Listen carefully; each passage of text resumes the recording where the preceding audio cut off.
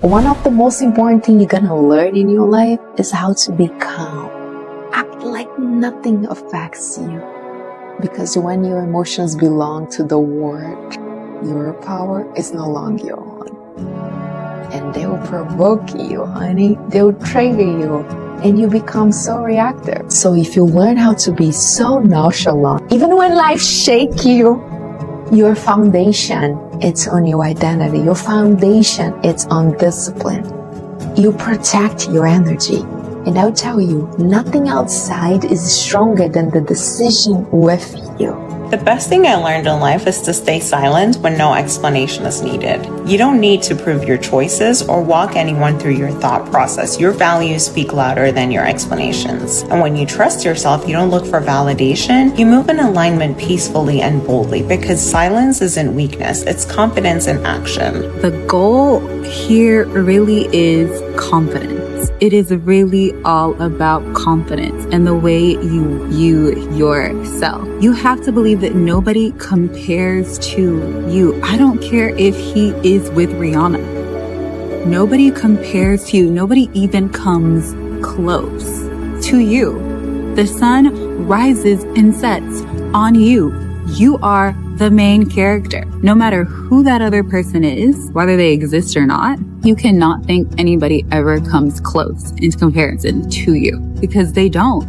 Nobody can do what you do the way you do it, even if they're doing the exact same thing. You really just have to know your worth.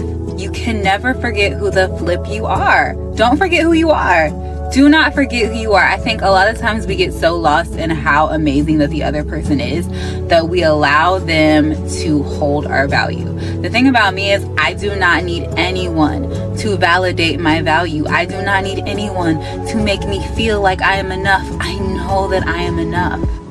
I am more than enough. I know how incredible I am. I know how amazing I am. I know whoever gets to be with me is lucky to be with me. But I think we get so caught up in needing that other person to validate us that we stop seeing ourselves. And that's the thing about me. You have to keep your own internal sunshine. You have to keep watering yourself even when you are in a relationship or talking to somebody. You can't forget who you are. And you never allow them to forget who you are. You will be replaced out here. I will thank you next you. Do not play with me. Do not play with me. You really have to have that energy. You have to know who you are.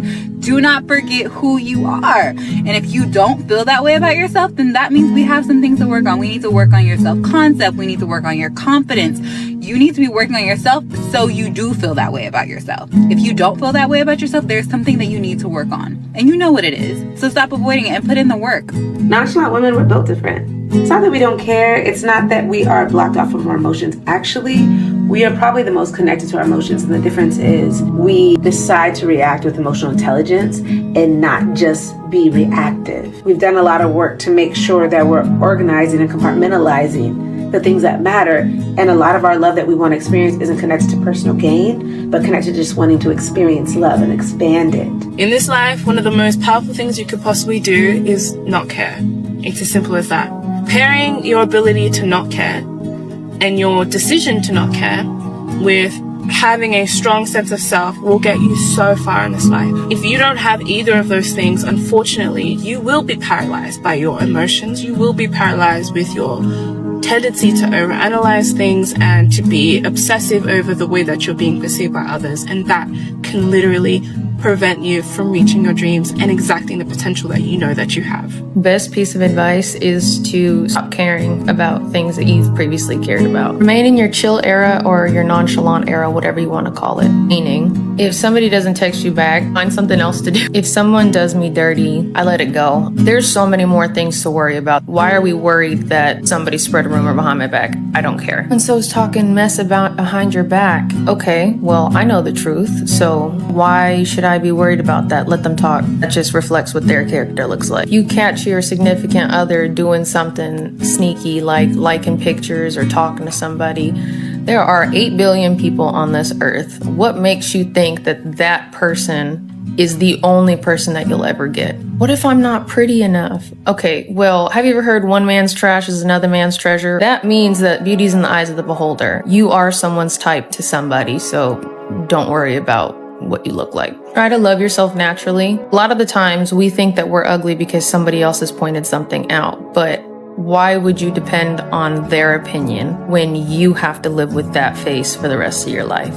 Being emotionally non-reactive is the way that you are going to step into the most powerful version of yourself. And that is completely different than giving someone the silent treatment. Giving someone the silent treatment is incredibly manipulative, but it's also emotionally reactive, because what you're actually trying to do is you're trying to set this person up to feel the way that you felt, which was dismissed or ignored. And people who give the silent treatment are people that harbor so much resentment, and resentment is the result of you not standing on business and advocating for yourself. And that is such a low vibration. That is so negative. And so you are not going to attract the right people and opportunities if that is your way of emotionally regulating, if that is your way of taking your power back. How you actually take your power back is you learn how to be emotionally non-reactive, which means you are not trying to change other people.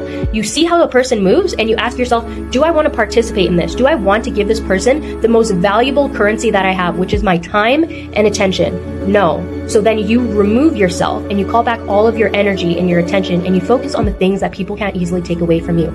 You focus on leveling up. You focus on regulating your emotions so that you can align yourself with right people and opportunities that will allow you to level up. And that is how you always stay in your power.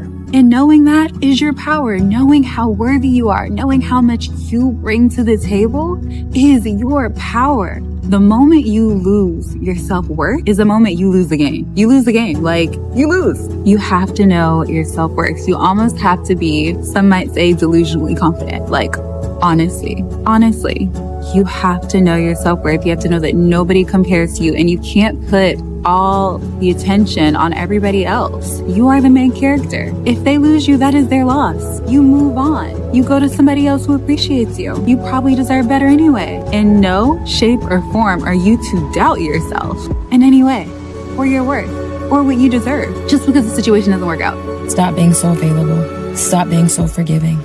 Stop being so predictable. That's why they don't respect you. You don't need closure. You don't need boundaries. You don't need to explain. You need to exit.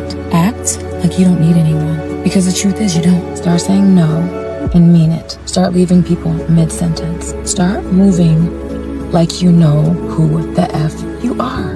It's that simple. Forget having a warm heart. Forget being nice. Okay, that's over. Those days are over. It's time to bring out the villain. You're always going to be the villain in somebody's story. Might as well start now. Might as well start with your friends. Might as well, your friends, your frenemies. Might as well start with your family. Who cares if you're the villain in their story? Because you attract what you are, fixing whatever it is that you don't like about yourself, so you have the confidence to move out here the way you need to move out here. Don't ever need somebody else to validate your value.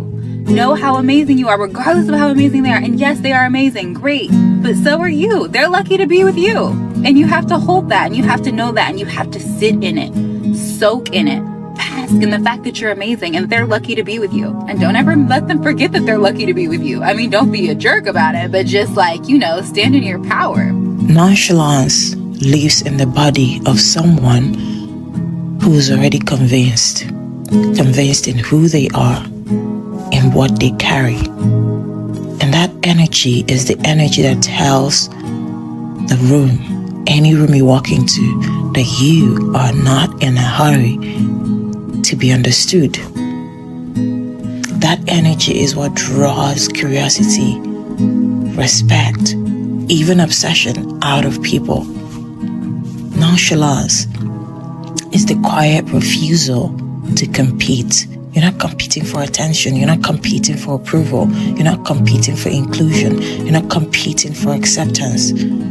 You just are. Everyone is fighting to be seen. You are not fighting for anything. You just walk in. You choose when to lean in, when to withdraw, when to walk away. That is the art of nonchalance, and it is very seductive. It is what draws people in, because people react to the energy that makes them question themselves. It is the quiet refusal to fight for visibility. And it doesn't mean you're colder, it just means you're selective. You choose what to react to and what not to react to. You have feelings, but you don't let those feelings dictate how you move. You move on your own terms, despite how you feel. That energy is very seductive. If you can train yourself to stop reacting to beats, to stop rushing to explain yourself in any room, in any conversation, in any interaction, you will master the art of nonchalance. Stop caring so damn much, my darling. The problem with you is you always care too much about other people's opinion and viewpoints about you. If somebody calls you horrible, you don't become horrible until the time you think you're horrible. It's your perception of you that defines you. Somebody might just look at you and be like, oh, she's horrible. So, that's their perception about you, not your perception about you. People can have different viewpoints, but you should be self-assured enough to know that who you are. And if you're letting other people's comments, points, viewpoints about your opinions dictate you, then you'll never be happy. You care too damn much. Stop caring so much. Yeah, so what? So what? Move on. So what? Move on. That's your opinion, not mine. Have a good day. If you think you're happy saying I'm horrible, then be happy. Live and let live. Ignore. Because nobody defines you except for yourself, my darling. So why are you giving the power to somebody else? Give the power to yourself and deflect these negative thoughts, these negative views, these negative opinions of others. Because others don't define you. You define yourself, darling. These are 3 signs that you're a nonchalant female. Number 1, you put yourself first. You don't chase, you don't beg, and you don't over-explain. You know when something feels off, and instead of forcing it, you fall back. That's not being cold, that's called self-respect. You're not easy to guilt trip. And I'm sorry doesn't work on you when the behavior hasn't changed. That kind of energy demands accountability without even saying a word. Number 2, you master the pullback. You don't announce when you're done, you just move differently. You stop showing up with the same energy, you stop initiating, and you let the silence do the talking. And that silence, it's loud, because real nonchalant women don't need closure, they just create it. And that's what keeps men replaying every moment in their heads. Number 3, you don't chase attention. You're busy pouring into yourself, your goals, your peace, and your life. You're not blocking and unblocking. You're not triple texting. You've already built a life that feels full without anyone in it. And that's exactly why men chase you, because your energy says, I'm good either way. Being a nonchalant woman isn't about being emotional. It's about being emotionally in control. It's knowing that peace is your power and detachment is your protection. Because when you love yourself this hard, that's when everyone else starts trying to earn access. You really have to not care about what people think and feel about you in order to live a stress-free life. Like, I'm not about to sit here and lose hours of sleep in the quality of my day because of your problem with me. I don't care. I just don't care no more. This is your sign to stop caring what people think of you. First and foremost, recognize the cost of people pleasing. For example, I was afraid to share my opinions because I was mocked for who I was. I wanted so badly to fit in that I stayed silent and agreed on things that didn't really match my values, but it only made me feel even more isolated. So I want you to understand that people pleasing often comes at the expense of your own identity and happiness. And once you prioritize your own voice, I'll promise you'll find a deeper sense of self-worth. The second one is embrace discomfort for growth. So I remember being kind of bullied for my weight, not with direct insults, but with subtle comments and actions. And it did affect me a lot. But as a child, I stayed quiet because I thought that I needed those people as friends and I did not want to end up lonely. Eventually, I realized that discomfort, standing up for myself and distancing from these toxic people was necessary for my personal growth. Because growth often happens when we step outside of our comfort zone, even when it feels scary. And our last aspect is surround yourself with supportive people if you can. I am a very confident person, and I know for a fact that my confidence has opened so many doors in my life. My confidence does not bring down the confidence of other people. My confidence lifts up other people. I love to meet a confident woman. It doesn't intimidate me. It doesn't make me feel insecure. I feel like if anything, the vibes just get amplified when another woman is confident and I am confident. Because I know that a confident woman is a woman that can be trusted. Insecure people do things that don't make any sense and are illogical because they are acting from a place of insecurity. And I also know that my confidence for a lot of people is very off-putting. And I know it's off-putting because I am a woman. And as women, we're not allowed to know or admit our greatness. We over-apologize. We humble ourselves because we know if we don't, we're going to be blamed.